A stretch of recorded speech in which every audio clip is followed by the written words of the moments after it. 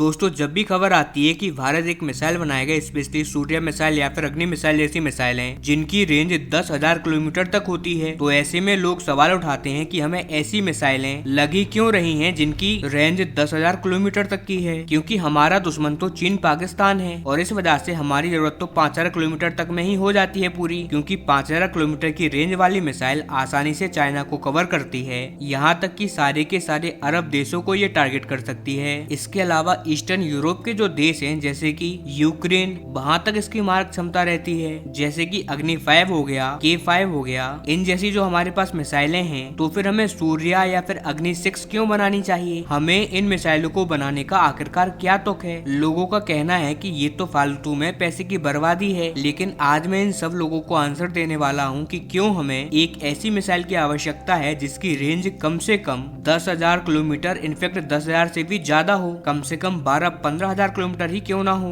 जब हम 10 से 12,000 या 15,000 किलोमीटर रेंज वाली मिसाइलें बना लेंगे तभी हमारा काम चलेगा। लेकिन दोस्तों एक बात बताइए कि कल को अगर कनाडा जैसे देशों के साथ हमारी कॉन्फ्रंट्रेशन ज्यादा हो जाती है, विवाद तो हमारा अभी भी चल रहा है, लेकिन मान के चलिए कि कल को हमारा विवाद बहुत ज्यादा एक्सट्रीम लेवल पर बढ़ गया, तो ऐसे में भारत कनाडा को डराने के लिए आखिरकार कौन सा हथियार इस्तेमाल करेगा? ऐसा कौन सा हथियार होगा जिससे कि हम कनाडा पर प्रेशर बना सकते हैं, जिससे कि कनाडा हमसे डर पाए? अब ऐसे में आपका क्या रिस्पॉन्स होगा, क्या आपका आंसर होगा? ये आंसर आप मुझे कमेंट में जरूर बताइएगा। चलिए ठीक है, तो अब मैं आपको बताता हूँ। लेकिन दोस्तों उससे पहले अगर अभी तक आपने इस चैनल को सब्सक्राइब नहीं किया है तो आपसे विनम्र निवेदन है कि आप इस चैनल को सब्सक्राइब कर नोटिफिकेशन बेल को ऑन कर लीजिए और वीडियो को लाइक कर दीजिए। चलिए हम वीडियो में वापस आते हैं। हमारे पास अभी तक ऐसा कोई भी हथियार नहीं है जिसकी कैपेसिटी, जिसकी रेंज इतनी ज्यादा हो कि वो कनाडा तक वार कर सके। अभी तक हमारे पास ऐसी कोई भी फैसिलिटी नहीं है, और ऐसा इसीलिए क्योंकि भारत से कनाडा तक की दूरी कम से कम 11,000 किलोमीटर की है। कनाडा के जो मेन शहर है ना, वो भारत से करीबन 11,000 किलोमीटर दूर है, और कई शहर तो इससे भी ज्यादा दूरी पर हैं। अब ऐसे में अगर हमें कनाडा को डराना है या फिर उन शहरों को टारगेट करना है और कनाडा को हमें प्रेशर में लेके आना है और उनको बताना है कि हम आपकी किसी भी शहर को टारगेट कर सकते हैं, तो ऐसे में आज की तारीख में हमारे पास एक सिंगल मिसाइल भी नहीं है। आज की तारीख में मैक्सिमम रेंज की जो भारत के पास मिसाइल है वो है अग्नि 5, जिसकी रेंज 5,000 से 7,500 तक की है। और यही कारण है कि कनाडा जैसे ही कई सारे ऐसे देश हैं जो आज भी भारत को आंख दिखाने की जरूरत करते हैं। उनको लगता है कि भारत इनका कुछ भी नहीं बिगाड़ सकता। मिलिट्री के हिसाब से फिलहाल ऐसा कोई भी हथियार नहीं है जो इन सभी देशों को चैलेंज दे सके। लेकिन आप निराश मत होइएगा, निश्चिंत रहिए, क्योंकि भारत अब कनाडा जैसे ही ऐसे सभी देशों को जो कि भारत को होशियारी बताते हैं, इनकी बुद्धि सेट करने वाला है। दरअसल हुआ ये है कि इसी हफ्ते भारत K5 मिसाइल का टेस्ट करने जा रहा है, जिसकी रेंज 5,500 किलोमीटर की रेंज है। लेकिन इसी के साथ ये बात भी कंफर्म है कि भारत आने वाले कुछ ही महीनों में K6 मिसाइल का भी टेस्ट करेगा, जो कि K5 से भी ज्यादा रेंज की होगी। उसकी रेंज कम से कम 7,500 किलोमीटर तक की बताई जा रही है। और साथ ही साथ एक खबर और आई है कि भारत ऑलरेडी K7 और K8 मिसाइल की डेवलपमेंट शुरू कर चुका है। जी हाँ दोस्तों, K7 और K8 मिसाइल का डेवलपमेंट जारी है, और जो K8 नाम की मिसाइल है ना, उसकी रेंज कम से कम 12,000 किलोमीटर तक की बताई जा रही है। और इतना ही नहीं, ये भी बताया जा रहा है कि ये जो K8 मिसाइल होगी वो MIRV कैपेबिलिटी के साथ आएगी, यानी कि multiple independent re entry vehicle. यानी कि कल को अगर हमें कनाडा के 10-12 शहरों को एक साथ टारगेट करना हुआ, तो ऐसे में हमें 10-12 अलग अलग मिसाइलें छोड़ने की आवश्यकता नहीं है। हमको बस एक K8 छोड़ देना है, और उसी के अंदर करीबन 8 से 12 अलग अलग परमाणु बम या फिर वॉरहेड होंगे, जो कि हम कनाडा के या फिर ऐसे देशों के अलग अलग शहरों पर गिरा सकते हैं, वो भी अलग अलग दिशाओं में एक सिंगल मिसाइल से। जी हाँ दोस्तों, K8 इसी कैपेबिलिटी के साथ आएगी। और इतना ही नहीं, इसमें जो वॉरहेड लगेंगे या फिर जो परमाणु बम होंगे, जब वो एटमॉस्फेयर में एंटर करेंगे और किसी भी देश पर गिर रहे होंगे, तो उनकी हर एक की रफ्तार हाइपरसोनिक से भी ज्यादा होगी। करीबन 8 से लेकर 9 मैक की रफ्तार से वो उस देश के ऊपर गिरेंगे, जिससे कि दुनिया का कोई भी डिफेंस सिस्टम उनको नहीं रोक पाएगा। हालांकि आप में से बहुत सारे लोग कहेंगे कि यार इतने दूर बैठे हुए देश से हमें युद्ध लड़के क्या ही करना। तो आपकी बात तो सही है, हमें युद्ध तो नहीं लड़ना। हमारी कोशिश हमेशा यही रहेगी कि हम युद्ध ना लड़ें। लेकिन कई बार ऐसे हथियारों का इस्तेमाल होता है साइकोलॉजी, यानी कि डराने के लिए। अगले देश को पता होना चाहिए कि जिससे आप बिना बात के भिड़ रहे हो, उसके पास ऐसे हथियार हैं जो कि आपको सिर्फ एक बार से आपके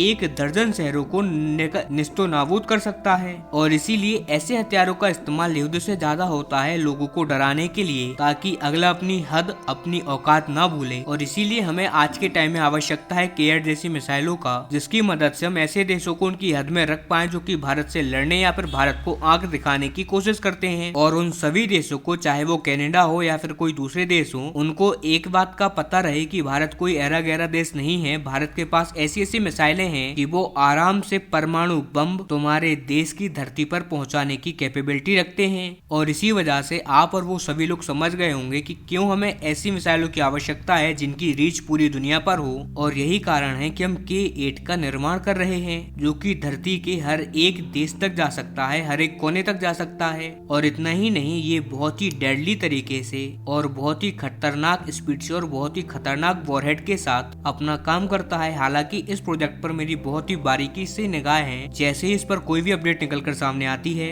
मैं आपको बताऊंगा जरूर, इसीलिए आप इस चैनल को सब्सक्राइब करना ना भूलें।